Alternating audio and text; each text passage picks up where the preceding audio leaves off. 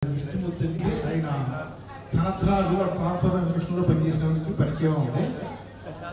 ఎంతో మంది కాపు నిరుద్యోగులకి ఉద్యోగాలు ఇప్పించడం కానీ, అలాగే కొత్తగా బిజినెస్ చేసుకోమని చెప్పడం కానీ, ఎంతో కాపు సంఘానికి ఉపయోగపడేవారైనా నాకు ఆయనతో రిలేషన్, కమ్యూనిటీ ద్వారా రిలేషన్ ఉంది నాకు.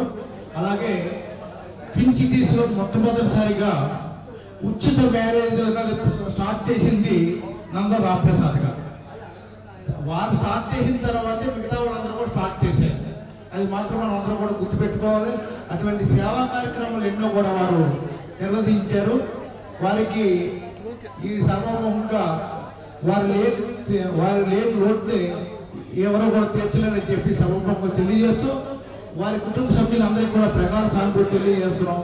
మాకు మీ యొక్క కుటుంబానికి కాపు సంఘం ద్వారా ఏమైనా అవసరం ఉంటే, ఎప్పుడు ఏం అవసరం వచ్చినా సరే మేము మీ దగ్గరికి వచ్చి మేము కలిసి వెళ్తాము, మా వల్ల ఈయన సహకారం అందిస్తామని చెప్పి వారందరికీ కూడా సభాముఖంగా తెలియజేస్తామండి.